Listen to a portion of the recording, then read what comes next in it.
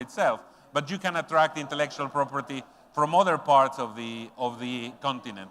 So to me, this is something that is worth exploring, and I would be happy to discuss this idea with those of you who may find it of interest afterwards. So my final thoughts are that it's important for you to grow your network as you think about this problem. It's always useful to have people and tell you what their perspective is and how they're solving this problem. It's always useful. I think one has to be very strict when choosing what projects you can commercialize. It's very easy to say, oh yeah, we have a lot of IP. As I said earlier, I don't think so, and you need to be very strict so that you maximize your chances of success. It's useful to think in terms of defining and developing your USP. And finally, I mentioned those two dilemmas early on, right? The other people's problem dilemma. This is a very common dilemma. Every time I give a talk like this in parts of the world, everybody will, at the end of the talk, will come and say to me, yeah, you see, that's interesting, but here we're already doing a lot of these things that you're saying. So we really are already making a lot of progress in that space. And frankly, not. I think that people need to be more introspective and really do more soul searching about it. Because the easy part is say, oh yeah, we're already doing that. And the reality is that it's not helpful to think that it's other people's problem. It's always your own problem until you can claim to be successful. Until you don't have any success stories to tell, it is your problem. And the other problem is what I call the pregnancy problem. I call it the pregnancy problem because this thing of academic drug discovery is pretty hard. It really is very difficult. So if you're going to get into drug discovery seriously, it's like being pregnant. Either you're pregnant or you're not pregnant. You cannot be half pregnant. Yeah? So you're going to do it. Yeah? But don't just half do it. Because if you half do it, it's just not going to work. So either you go all in or don't do it. Singapore is a very successful country in many other fronts. Maybe you don't need to be doing drug discovery. Yeah? But if you're going to do it, go all in. So, because either you're pregnant or you're not pregnant. And with that, I think that's all. Yeah, it is all. So thanks very much for your attention. And Andy, over to you.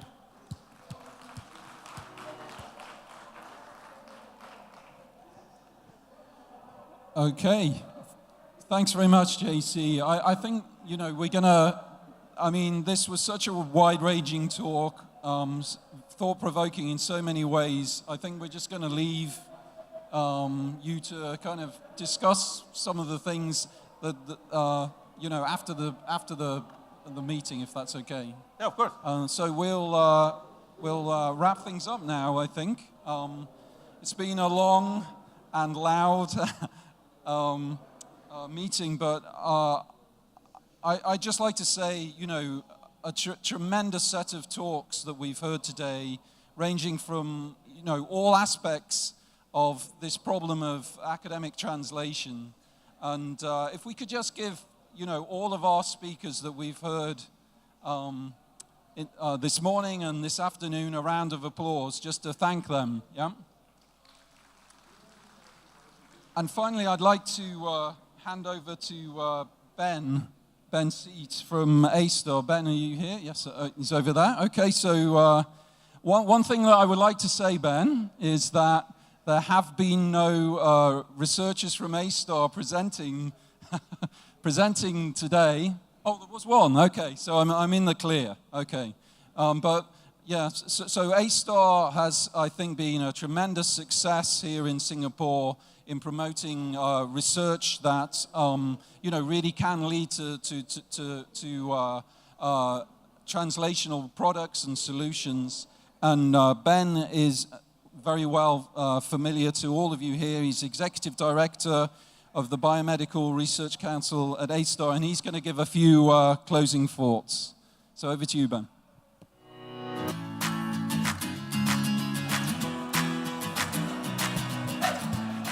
Right, thank you very much.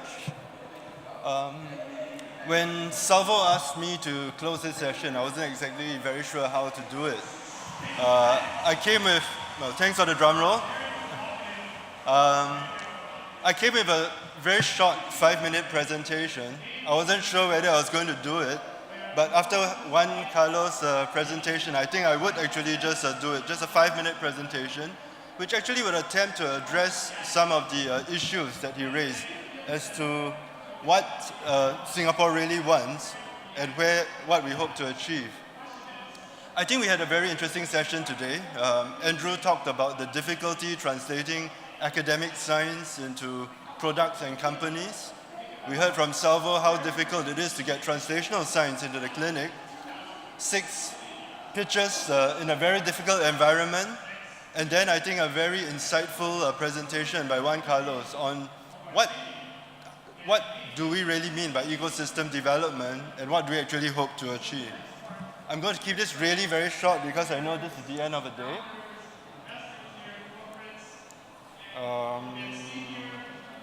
It's not working.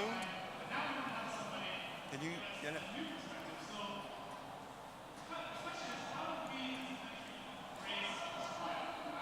Yeah. You probably saw this slide earlier today when Philip presented, and I think it just shows something that when we talk about drug development, it is a really very long journey. Because when we look at it, it has actually taken us 15 years from the time we said we would actually invest in the biomedical sciences. 13 years ago, Biopolis was created. But I think when you look at the black line, it's actually companies that are in the drug delivery diagnostic space, blue lines in the therapeutic space. And I think it has actually taken us a long time to get to 3 companies.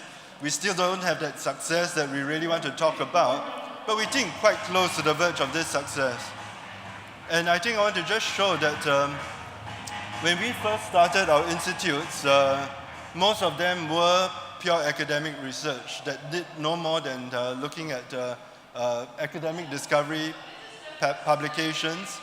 But I think after almost 20 years of investments in science, we came about to say we needed really to actually translate some of this science into the clinic.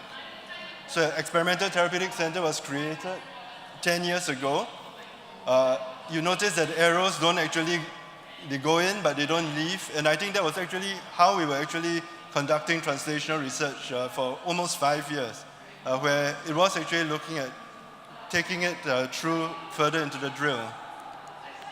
But 5 years later, I think there was enough to actually build up in terms of a preclinical pipeline. So we actually did some first-in-man studies. 2 years ago, biomarkers were obviously important to go along with any drug development discovery effort today. We had a more serious effort at looking at how do we actually select assets to go into the drug development drill, and a more serious look at how do we actually commercialize. And very recently, I think we put together review panels tapping on human capital that we don't have in Singapore, but who came with that view of actually taking that big pharma as well as the biotech approach to actually help us choose some of the projects into the entry. I think these were some of the points that Juan Carlos mentioned earlier. And then just very recently, a biologics development unit. But I think what I really wanted to show is that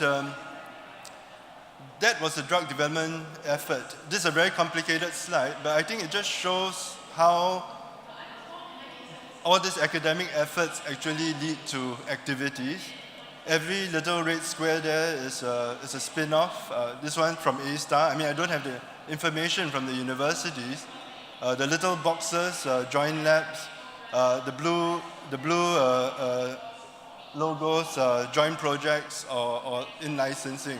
So I think what we have actually created is a lot of activity.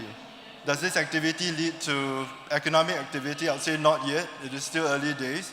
Lots of companies facing exactly the same challenges that you are talking about. The lack of experienced teams, the lack of finance, CFOs, CEOs, CTOs, CSOs to actually take these projects forward. But I think after all these years of investments, we have actually moved somewhere. There is lots of activity, but like I said, activity does not necessarily translate to commercialization, commercial success. And I think when I listened to your talk, it was really very insightful. as to what does Singapore really want. I think we really do see ourselves as a drug development hub, primarily for Asian diseases, Asian phenotypes, based in Asia, for Asia. We fully acknowledge that there is a lack of human capital here, and I think even there's a lack of scientific capital and financial capital.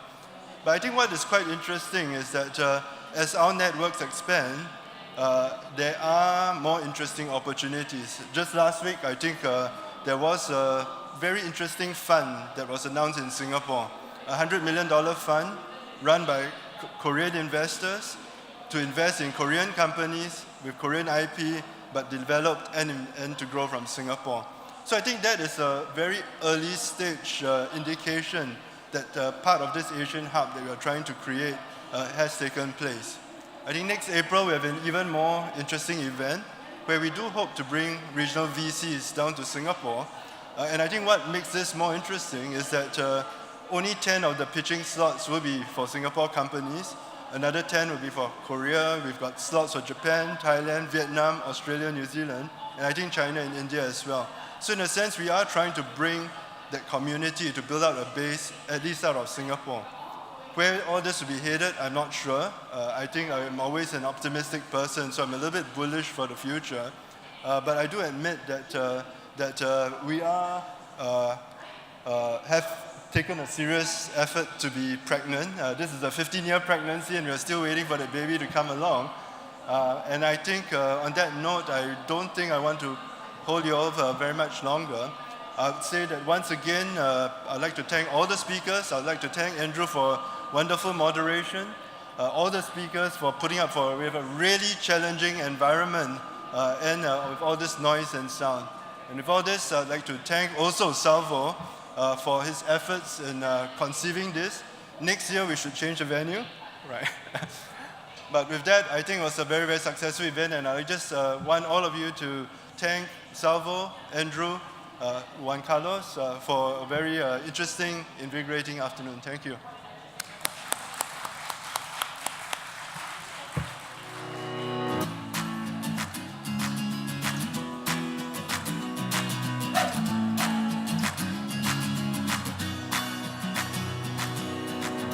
Thank you, Dr. Pensy. With this, we have come to the end of the event. We hope that all of you have had a great experience here at Ecosystem Day. The recording for today's session will be uploaded onto the website if you wish to see it again. So until next year, have a good time, and we hope to see you again.